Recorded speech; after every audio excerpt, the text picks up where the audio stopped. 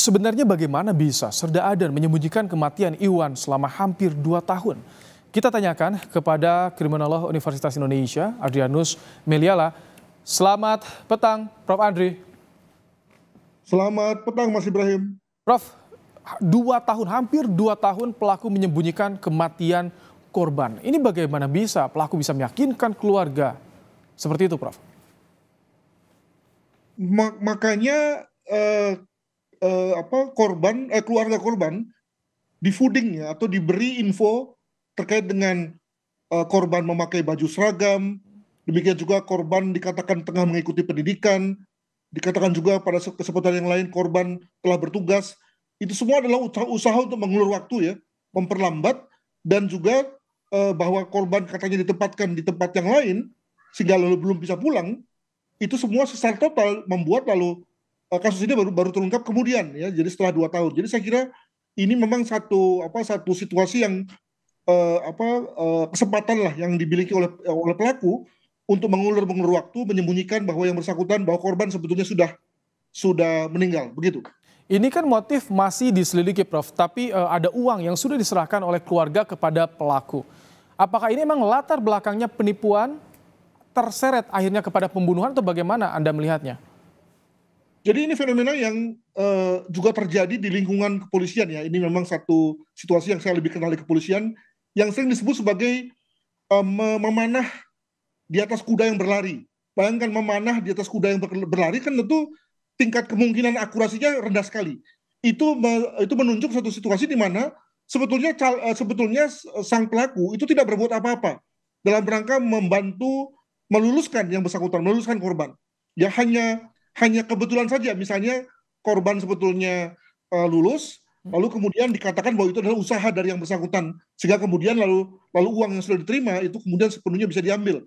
Kalaupun tidak lulus, maka kemudian lalu dikembalikan. Toh itu juga misalnya sudah berlaku pada orang-orang lain, ada orang lain yang lulus, jadi lumayan lah begitu ya. Nah, pada kasus ini kan si korban itu dinyatakan tidak lulus, lalu kemudian yang bersangkutan berusaha untuk mengatakan membantu meluluskan. Padahal sebetulnya dia tidak berbuat apa-apa itu, ya. Satuan sudah memiliki satu keputusan bahwa yang bersangkutan tidak lulus, tapi kemudian dijanjikan. Nah, setelah dijanjikan, lalu uang sudah diterima, maka dalam rangka untuk membuat sang korban ini tidak menuntut, maka kemudian lalu dipakaikanlah seragam, diinfokanlah bahwa yang bersangkutan sudah bertugas, padahal sebetulnya sudah dibunuh. Demikian. Apakah hal tersebut atau hal itu yang tadi Anda jabarkan ini bisa masuk dalam perencanaan pembunuhan?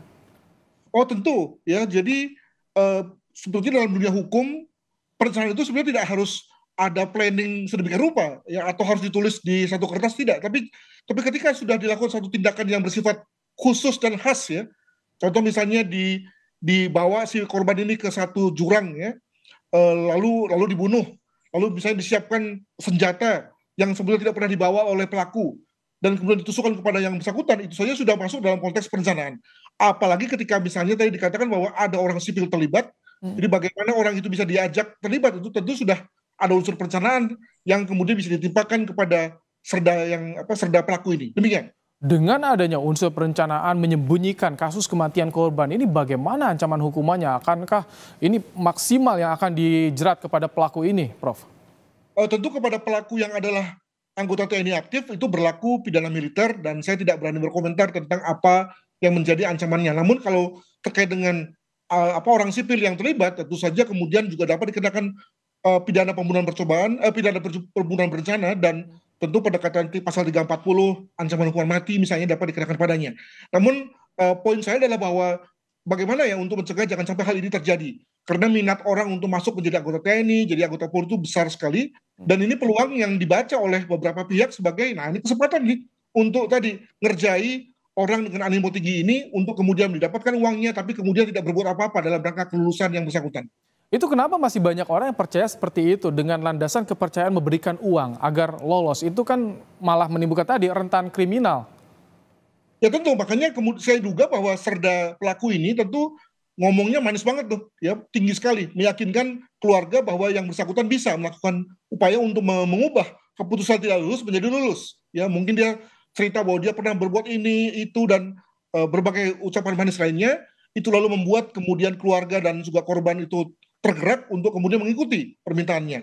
Nah, Tapi saya kira bagus juga untuk kemudian menjadi suatu sosialisasi bahwa banyak orang-orang yang manis mulut ini sebetulnya tidak berbuat apa-apa, ya, sehingga kemudian lalu bisa terima uang, lalu atas usaha sang masyarakat lah untuk kemudian bisa lulus tanpa ada bantuan sama sekali dari pihak-pihak yang katanya bisa membantu menolong itu, begitu.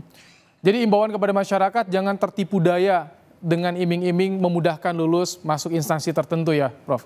TNI Betul sekali, misalnya. integritas dari para panitia saya kira cukup baik ya, sehingga kalau ada orang yang membantu begitu sebetulnya tadi dia sebetulnya hanya menembak, memanah di atas kuda berlari yang mana sebetulnya dia tidak berbuat apa-apa, begitu.